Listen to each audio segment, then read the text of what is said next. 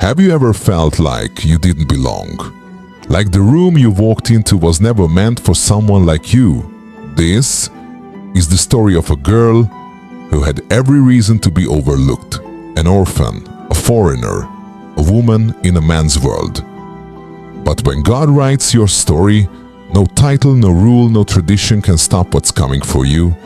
This is the story of Esther. And maybe, just maybe, it's your story too. The kingdom of Persia was loud, rich, dripping in gold and rules. And King Xerxes, he didn't play. He threw a 6-month party just to show off his wealth. Then another 7-day party just for fun.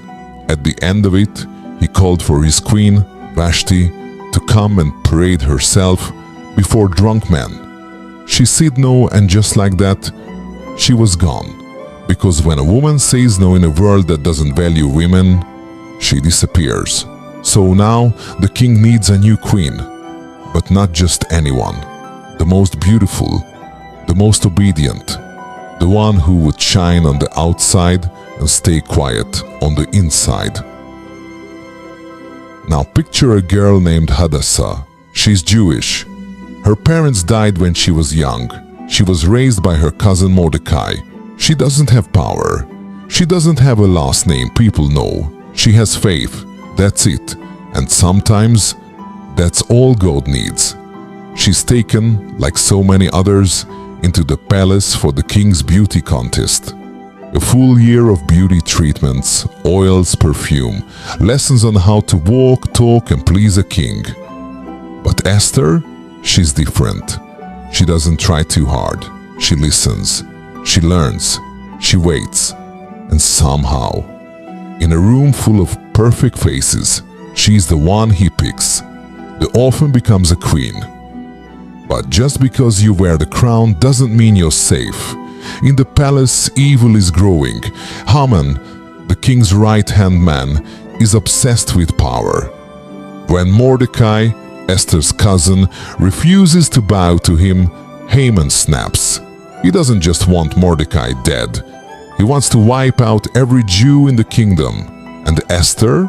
She's queen, but nobody knows she's Jewish.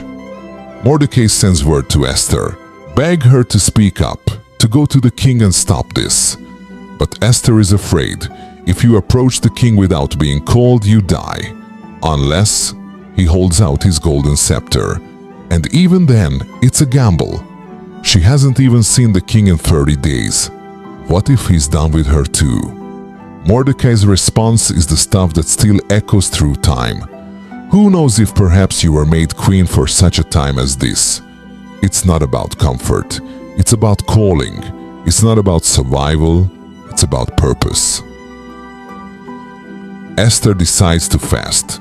She tells her people to do the same. 3 days, no food, no drink, just seeking God. Then, in one of the boldest moments in scripture, she says, "If I perish, I perish." She walks into the throne room, heart pounding, eyes on the king, one step at a time. The guards tense up, and then the king holds out the scepter.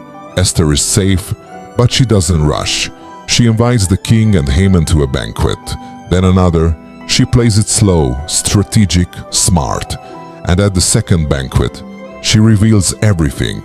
I'm a Jew, and this man is trying to kill my people. Haman's jaw drops. The king, furious, has Haman executed on the same gallows he built for Mordecai. The Jewish people are saved.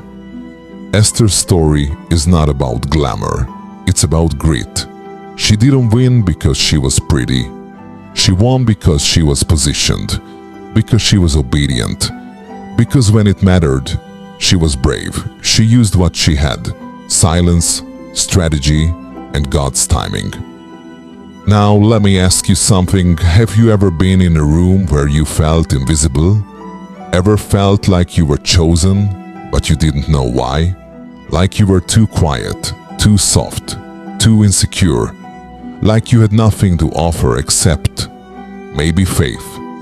You don't need a title to make an impact. You don't need a platform to have purpose.